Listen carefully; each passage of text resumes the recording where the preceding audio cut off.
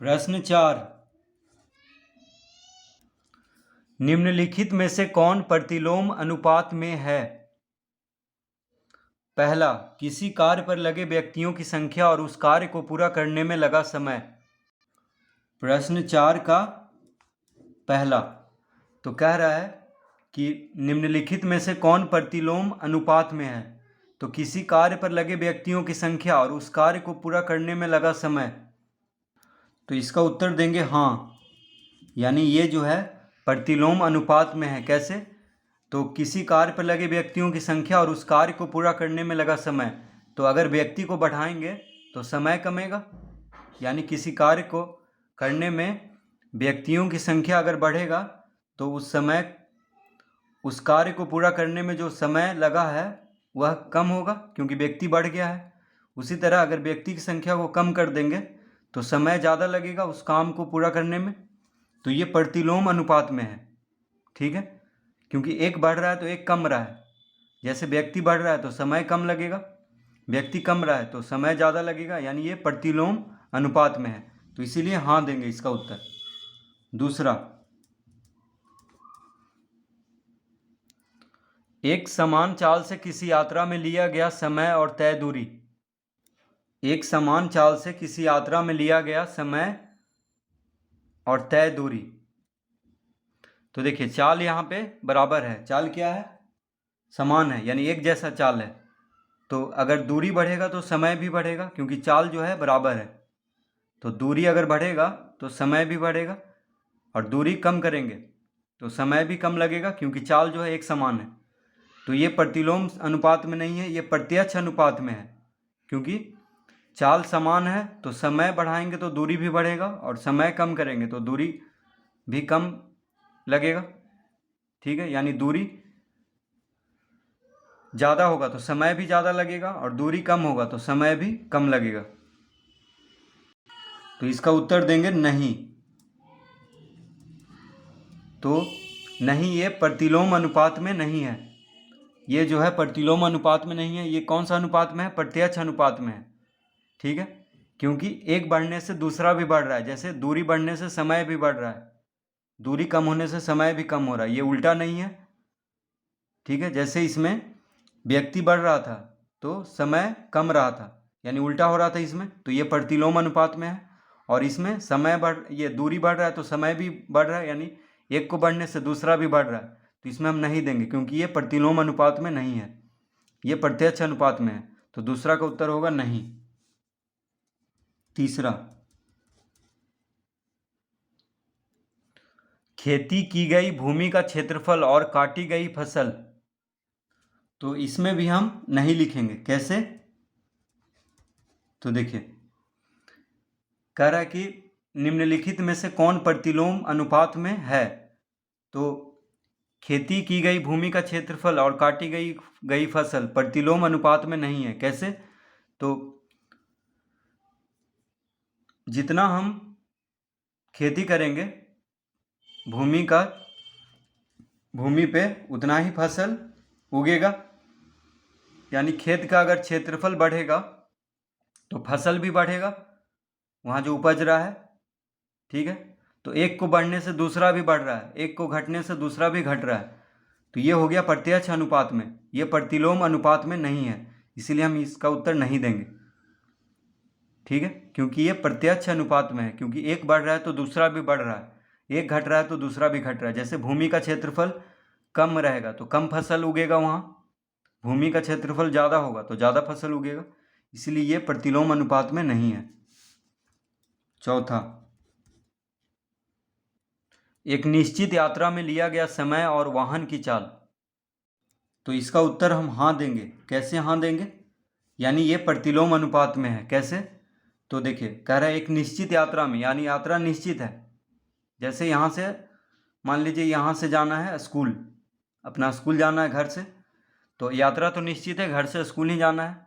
लेकिन अगर वाहन की चाल यानी साइकिल की चाल अगर हम बढ़ा दें तो समय कम लगेगा, और चाल को कम कर दें तो समय ज़्यादा लगेगा, यानी उल्टा हो रहा है। चाल बढ़ाने पे समय कम लग रहा है और चाल घटाने पे समय ज़्यादा लग रहा है। ठीक है, यानी एक को बढ़ने से दूसरा कम लग रहा है और एक को घटने से दूसरा ज़्यादा लग रहा है। तो यहाँ पे उल्टा हो रहा है, यानी ये प्रतिलोम अनुपात में है। ठीक है, यानी व्युत्क्रमानुपाती है। तो एक को बढ़ने से दूसरा घटे तो इस तरह का क्या कहते हैं, प्रतिलोम अनुपात। तो इसका उत्तर हाँ देंगे, क्योंकि ये जो है प्रतिलोम अनुपात में है, तो ये हाँ होगा। प्रश्न 5, किसी देश की जनसंख्या और प्रति व्यक्ति भूमि का क्षेत्रफल। तो इसका भी उत्तर हाँ होगा, यानी ये प्रतिलोम अनुपात में है। कैसे? तो जैसे किसी भी देश में अगर जनसंख्या बढ़ेगा तो प्रति व्यक्ति भूमि का क्षेत्रफल घट जाएगा, क्योंकि जितना ज़्यादा व्यक्ति रहेगा उतना ही कम उसको भूमि का क्षेत्रफल मिलेगा उसी के अनुसार। यानी जनसंख्या बढ़ेगा तो प्रति व्यक्ति भूमि का क्षेत्रफल कमेगा, और जनसंख्या कम रहेगा तो वहाँ प्रति व्यक्ति भूमि का क्षेत्रफल बढ़ जाएगा। यानी उल्टा हो रहा है, एक को बढ़ने से दूसरा घट रहा है, एक को घटने से दूसरा बढ़ रहा है। तो ये प्रतिलोम अनुपात में है, तो इसीलिए इसका उत्तर हाँ देंगे। तो इस तरह हम प्रश्न 4 हल करेंगे।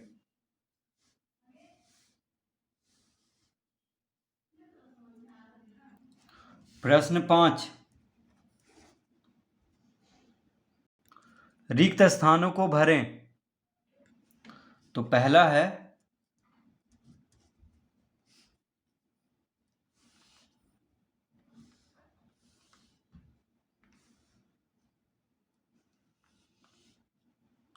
x बाई, x कितना है 3 है और बाई भरना है। x खाली है, बाई 7 है। x 8 है, बाई 16 है।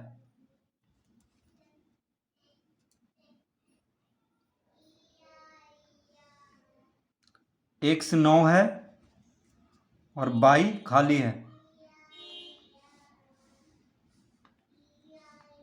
उसके बाद x खाली है और बाई जो है 10 है। x 1 है और बाई 2 है। इस तरह से। तो यहाँ पे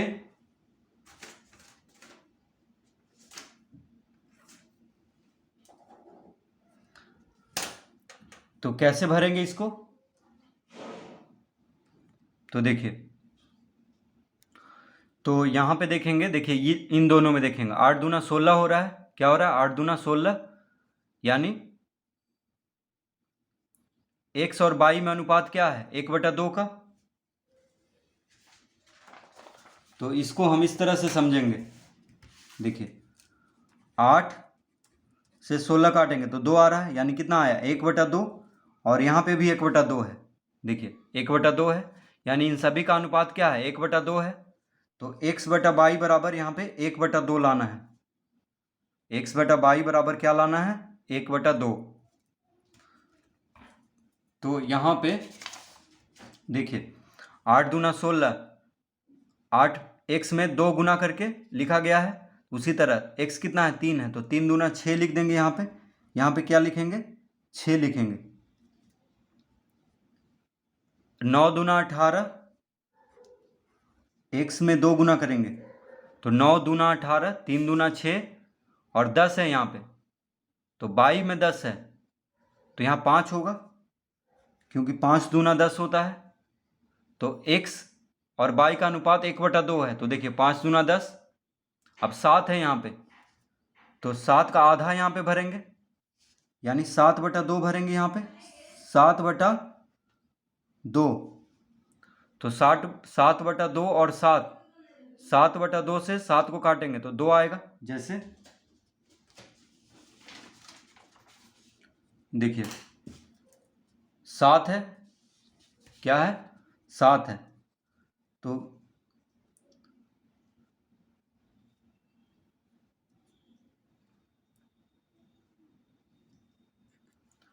तो 7/2, 7/2 और भागा 7, इस तरह लिख लेंगे। तो 7/2 गुना 1/7, 7 से 7 कट गया, क्या बचा? 1/2, यानी यहाँ पे क्या है? 7 है। जैसे 6 का आधा यहाँ पे 3 है, 16 का आधा 8 है, 18 का आधा 9 है, 10 का आधा 5 है, 2 का आधा 1 है। उसी तरह 7 का आधा क्या हो जाएगा, 7/2। ठीक है, जैसे 6 का आधा यानी 6 को 2 से भाग देंगे तो 3 आएगा, 16 को 2 से भाग देंगे तो 8 आएगा, 18 को 2 से भाग देंगे तो 9 आएगा, 10 को 2 से भाग देंगे तो 5 आएगा, 2 को 2 से भाग देंगे तो 1 आएगा। तो उसी तरह 7 को 2 से भाग देंगे तो 7/2 यहाँ पे भर लेंगे। तो इस तरह हम इसको भरेंगे। अब दूसरा, तो इसका उत्तर क्या लिखेंगे, इसका उत्तर देखिए हम लिख लेते हैं यहाँ पे x बराबर 7/2, 5। देखिए 7/2 और 5 हम भरे हैं x बराबर, तो 7/2 और 5 कॉमा देंगे। y बराबर हम क्या क्या भरे हैं, 6 और 18 यानी 6,18। तो इसका उत्तर क्या आ गया, x बराबर भरेंगे 7/2, पहला जो खाली है x में उसमें 7/2 भरेंगे, दूसरा में 5 भरेंगे, और y बराबर पहला में 6 भरेंगे और दूसरा में 18 भरेंगे। इस तरह लिख लेंगे। अब दूसरा हल कर लेते हैं।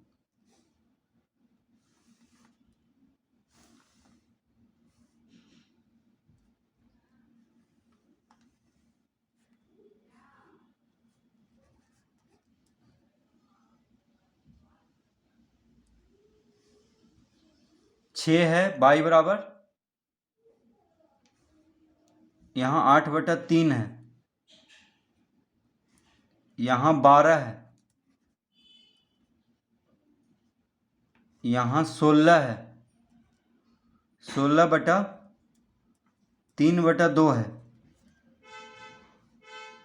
यहाँ खाली है, यहाँ पे है 3/4, यहाँ 48 है। इस तरह से। तो देखिए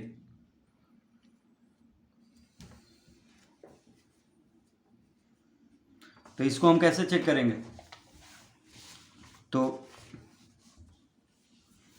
8 और 3, यहाँ पे 8/3 आ रहा है, यहाँ पे 16/3/2 है, यानी देखिए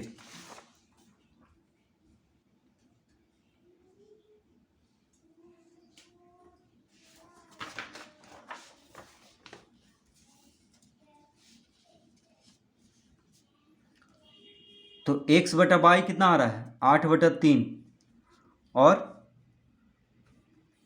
16/3/2 है। यहाँ पे कितना है, 16/3/2 है, यानी 16/3/2 तो कितना हो जाएगा, 16 गुना 2/3 यानी कितना आ गया, 16 दूना 32/3। देखिए 2 ऊपर चला जाएगा, ठीक है, तो 32/3 आ गया, और यहाँ पे 8/3 है। तो ये प्रत्यक्ष अनुपात में नहीं है, क्योंकि यहाँ 8/3 आया, x/y बराबर यहाँ पे आ गया 32/3। तो अब x गुना y करके देखते हैं। ये तो नहीं हुआ, ये तो बराबर नहीं है। देखिए यहाँ पे 32/3 आया, यहाँ पे 8/3 आया, तो इसके अनुसार ये नहीं बनेगा। अब x गुना y करेंगे, तो x गुना y करके देखते हैं। तो x में कितना है, 8 है, y में कितना है, 3 है, यानी 8 या 24। अब दूसरा में 16 है और y बराबर 3/2 है, तो 16 गुना 3/2 कितना आ जाएगा, तो 2 8 16, 8 या 24। देखिए यानी x गुना y यहाँ पे बराबर है। तो ये जो है व्युत्क्रम विचरण में है, क्योंकि x गुना y यहाँ पे बराबर आ रहा है, यानी प्रतिलोम अनुपात में है, व्युत्क्रमानुपाती है। ठीक है, तो इसी के अनुसार हम यहाँ पे इसको बनाएंगे, क्योंकि गुना करने पे सब बराबर आ रहा है, 8 या 24, और इसको गुना किए हैं जो दिया हुआ है 16 गुना 3/2 24। तो हम गुना करके लिखेंगे। तो देखिए 8 या 24 है, यहाँ भी गुना करके लाएं तो 24 आया। तो 6 में क्या गुना करेंगे कि 24 आएगा, 6 में 4 गुना करेंगे, 6 में 4 गुना करेंगे कि 24 आएगा। 12 में 2 गुना करेंगे कि 24 आएगा, 12 दूना 24। ठीक है, 48 में, तो 48 में हम कितना गुना करेंगे कि 24 आएगा, कैसे निकालेंगे। तो इसको निकालने के लिए देखिए 24 लाना है गुना करके। तो सबसे पहले इसमें तो 3/4 में हम कितना गुना करेंगे कि 24 आएगा। कैसे निकालेंगे? तो देखिए हो जाएगा 24 भागा 3/4 यानी 24 गुना 4/3, 3 8 24 यानी 8 चौक 32। कितना आ जाएगा?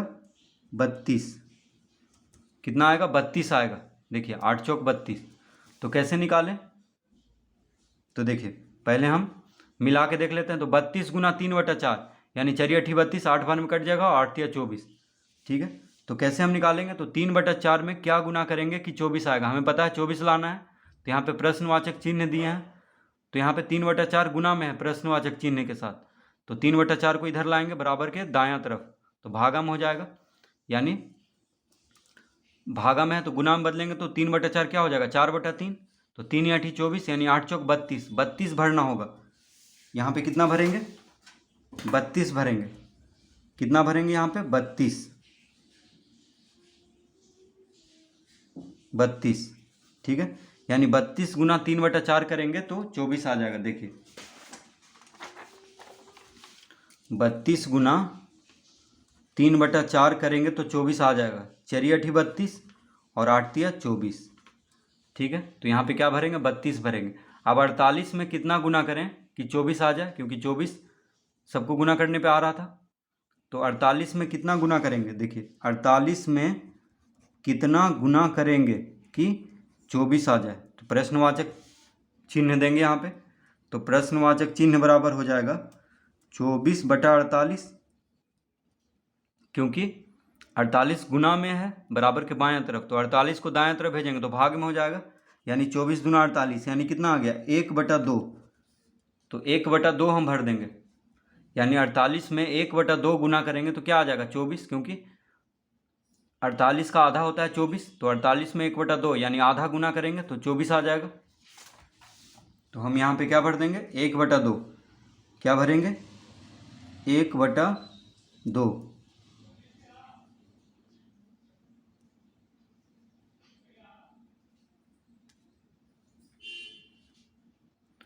तो देखिए x बराबर हम क्या क्या भरे हैं? अब सबको गुना करने में 24 आ रहा है। 6 चौक 24, 8 3 24, 12 दूना 24, 16 गुना 3/2 24, 32 गुना 3/4 24, 48 गुना 1/2 24। तो ये क्या है? प्रतिलोम अनुपात में है, यानी व्युत्क्रम विचरण इसमें हो रहा है, उल्टा हो रहा है। x बढ़ रहा है तो y घट रहा है, x घट रहा है तो y बढ़ रहा है। तो हम लिख देंगे यहाँ पे उत्तर क्या हो गया इसका? x बराबर हम क्या क्या भरे हैं? 4 और 32, 4, 32 कॉमा देंगे। y बराबर क्या क्या भरे हैं? 2 और 1/2, 2, 1/2। तो इसका उत्तर देखिए आ चुका है। x बराबर भरेंगे 4 और 32 जो जहाँ जहाँ खाली स्थान है, और y बराबर भरेंगे 2 और 1/2। तो इस तरह प्रश्न 5 हल करेंगे।